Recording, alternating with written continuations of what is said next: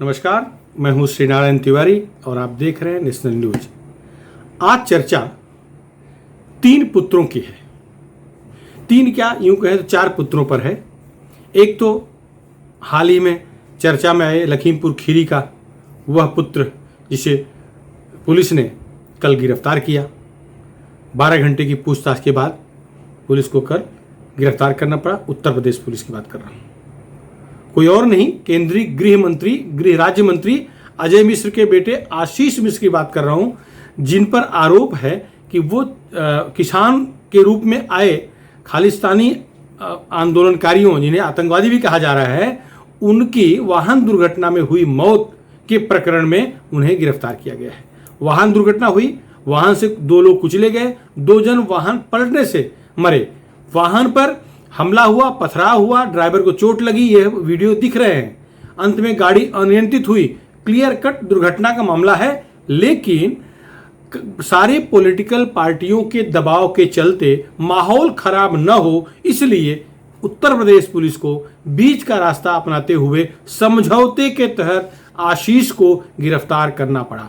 जिस समय वाकया हुआ है, आशीष घटना स्थल पर नहीं था, वहां से दूर कार्यक्रम स्थल जहां पर दंगल हो रहा था, आशीष वहां था। बस एकमात्र उसका पाप कहिए या उसके जो आरोप लग रहे हैं उसका कारण कहिए कि वह केंद्रीय गृह राज्य मंत्री अजय मिश्र टेनी का बेटा है। पॉलिटिकली भाजपा को कॉर्नर करने के लिए, भाजपा को तकलीफ देने के लिए, भाजपा को बदनाम करने के लिए सारे राजनीतिक दल उत्तर प्रदेश से जुड़े हों या ऑल इंडिया जुड़े हों, ये सब भाजपा को एक कटघरे में खड़ा करने का काम कर रहे हैं। उसी सिलसिले में आशीष को गिरफ्तार करवाया गया है। FIR 302 का दाखिल हुआ है, जिसमें आशीष को आरोपी बनाया गया है। एक ये हो गया, और इसमें थोड़ी और जानकारी जो ये आ रही है कि हत्याकांड हुआ है, जिसके वीडियो फुटेज हैं। 4 लोगों को पीट कर मार डाला गया है, उनके लाठियों से पीटते हुए वीडियो हैं, और वो विशिष्ट किस्म के लोग हैं। वो सरदार हैं कि अब्दुल्ला भाई हैं ये पता नहीं, लेकिन वो पीट के मारा गया है उन 4 को। 2 मिनट पहले वो बात कर रहे थे, वो हाथ जोड़ रहे थे, जीवन दान भिक्षा मांग रहे थे जीवन की, और उन्हें राक्षसों ने मार डाला। उस हत्याकांड के सिलसिले में अभी तक एक भी आरोपी गिरफ्तार नहीं हुआ है। ये पुलिस का रवैया, पुलिस मजबूर है, दिख रहा है। पुलिस जानबूझ कर ऐसा कर रही है ऐसा नहीं है, लेकिन मामला आगे मार्च महीने में, आगे फरवरी मार्च में 2022 में उत्तर प्रदेश विधानसभा का चुनाव है। इसके तहत सभी बंटी बबली, सभी वहां के राजनीतिक दल इकट्ठा हो गए। बंटी बबली पर्यटन पर आ गए, पर्यटन करके लौट गए, और खाली भाजपा को फंसाने के चक्कर में इस आशीष को फंसा दिया गया है। मैं आशीष को निर्दोष कर रहा हूं ऐसी बात नहीं है, मुझे क्या मालूम, यह फैसला तो न्यायालय करना पड़ेगा, माननीय न्यायाधीश देखेंगे।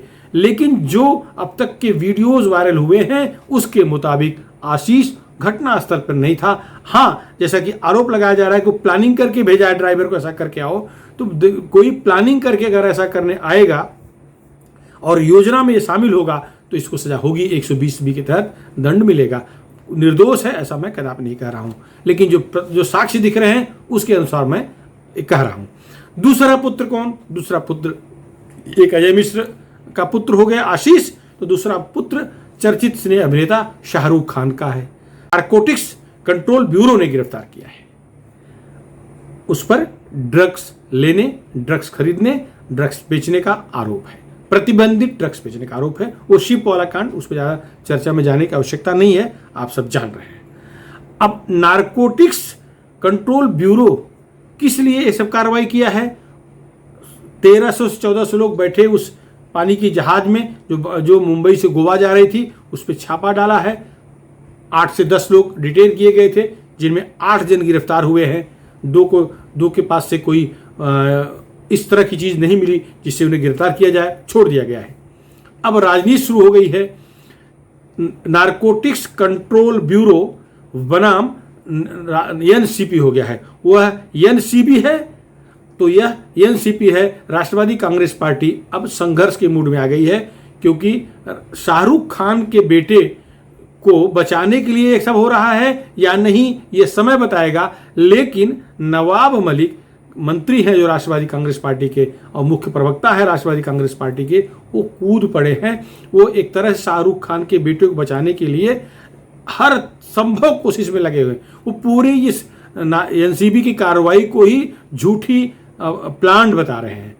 अब उनका गुस्सा जिस भी कारण से है, एक कारण तो लोग जान रहे हैं, वो ये है कि उनके दामाद को भी एनसीबी ने ड्रग के सिलसिले में गिरफ्तार किया था। जब पिछले साल बिहारी बाबू की संदेहास्पद अवस्था मौत हुई थी, बिहारी नौजवान की मौत हुई थी, उसके सिलसिले में जब एनसीबी आई तो बहुत सारे हीरो हीरोइन, बहुत सारे ऐसे लोग ड्रग के चक्कर में गिरफ्तार हुए थे।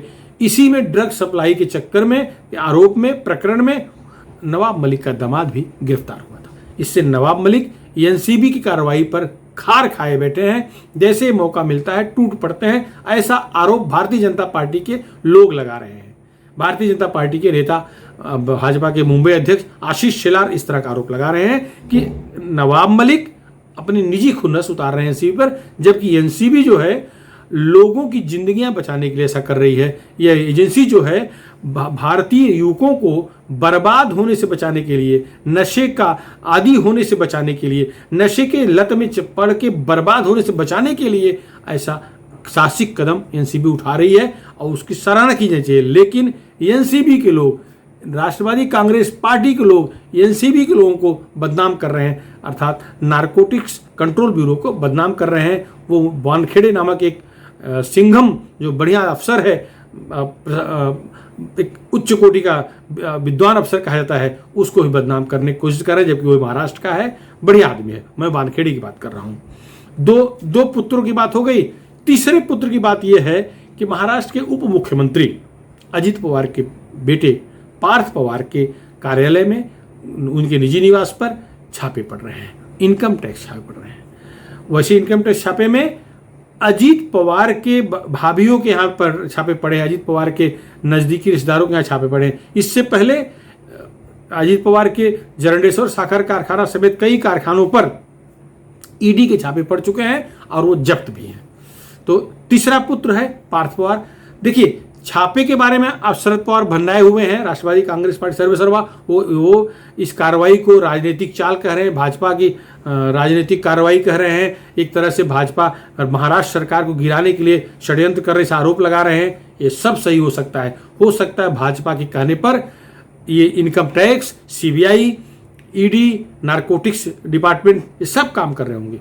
शरद पवार जी केंद्र में लगातार 10 साल मंत्री रहे, 12-13 साल मंत्री रहे हैं, तो कह रहे होंगे तो उन्हें अनुभव होगा। कांग्रेस कार्यकाल मंत्री थे, तो इस जैसे कांग्रेस के जमाने में केंद्रीय एजेंसियां, कांग्रेस सरकार जो भी सत्ता में होती थी उसकी कठपुतली बन काम करते थे, ऐसा ही काम एक एजेंसियां कर रही हैं। ये शरद पवार यदि कह रहे हैं तो सही कह रहे होंगे, क्योंकि ये काम करवाए होंगे ना। ये केंद्रीय रक्षा मंत्री रह चुके हैं, कृषि मंत्री रह चुके हैं और प्रधानमंत्रियों के करीबी रहे हुए हैं, तो ये काम करवाए होंगे, इसलिए कह रहे हैं। उनके दावे में दम भी लग रहा है।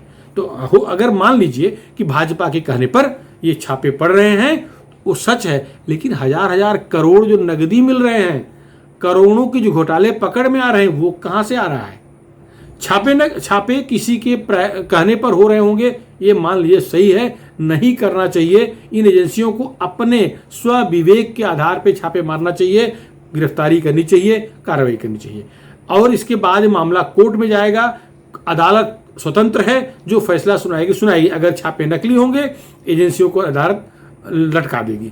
छापे नकली होंगे, एजेंसियों को लटकना निश्चित है, क्योंकि पॉलिटिकल लड़ाई शुरू कर दी है आप लोग। लेकिन अगर छापे सही होंगे तो पुत्रों के सामने संकट है। पार्थ पवार अजीत पवार के बेटे हैं, तो आज एक तरह से कहीं चौथे पुत्र की बात भी कर लेते हैं। चौथा पुत्र मतलब शरद पवार जी के भतीजे हैं अजीत पवार ना, तो पुत्र ही हुए। तो चौथा पुत्र अजीत पवार है, जो केंद्रीय एजेंसियों के चक्कर में परेशान है।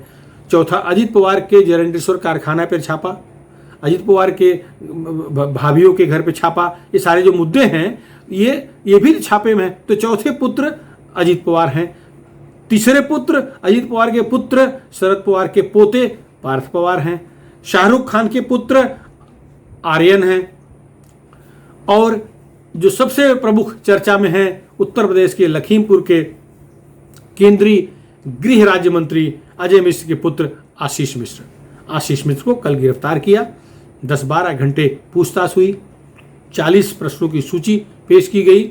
उस पर आरोप है कि संतोषजनक जवाब आशीष ने नहीं दिया, ऐसा संदेश लीक किया है एसआईटी ने, अधिकृत बयान नहीं आया है। खैर, पूरी भाजपा, उत्तर प्रदेश सरकार के अधिकांश मंत्री, केंद्रीय मंत्री अजय मिश्र इस बात को ताल ठोक के कह रहे हैं, सीना चौड़ा करके फुला के कह रहे हैं कि आशीष मिश्र घटनास्थल पर नहीं था। आशीष मिश्र वहां से दूर दंगल स्थल पर था। ये जांच का मुद्दा है, जांच में दूध और पानी अलग हो जाएगा। एसआईटी गठित है और न्यायिक जांच शुरू है। इन सब में तो जो कुछ सच होगा सामने आएगा। अब इस पर ज्यादा बहस न करके आज बहस का जो मुद्दा है वो ये हो रहा है कि ये विपक्ष क्या कर रहा है। समझो आशीष मिश्र गिरफ्तार हो गए, अजय मिश्र के इस्तीफे की मांग की जा रही है, इस्तीफा दे दिए, मोदी कोई फर्क नहीं पड़ता।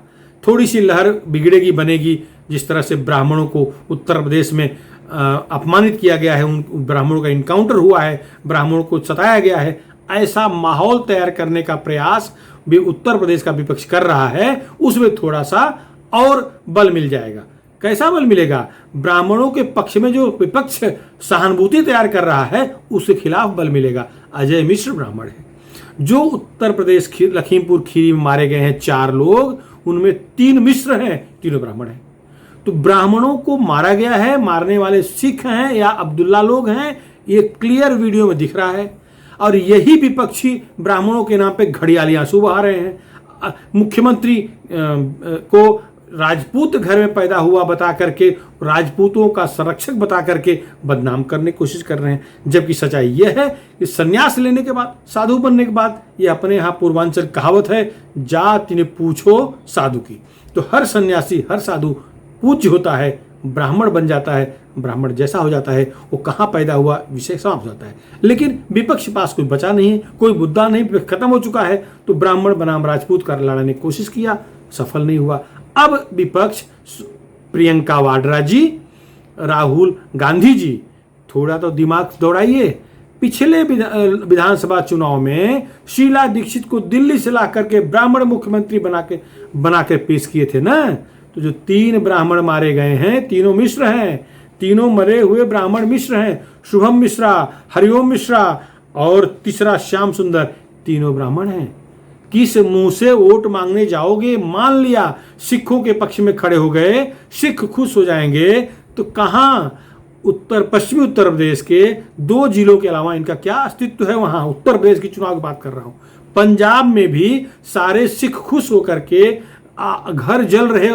जलते घर में रहने वाली कांग्रेस को वोट दे देंगे, ऐसा संभव नहीं है। अकाली दल भी सिख है, कांग्रेस भी सिख है, और जिनको बेघर कर दिए कैप्टन अमरिंदर सिंह, वो भी सिख हैं। तो वहां तो वोट बढ़ जाएगा। और क्या ये सिख लोगों जिन पर खालिस्तानी होने का आरोप लग रहा है, प्रमाण आ जाएगा, एजेंसियों को सब खबर है, आप लोगों को तो मालूम ही है, फिर भी जो जहर पी रहे हैं, नीलकंठ बन रहे हैं, वो फायदे का नहीं है। नीलकंठ नहीं होंगे, नकली नीलकंठ बन के फायदा नहीं है, क्योंकि असली नीलकंठ को लोग प्रणाम करते हैं, भोलेनाथ को प्रणाम करते हैं। तो ये जो जहर पी रहे हैं ना, आत्मघाती जहर है।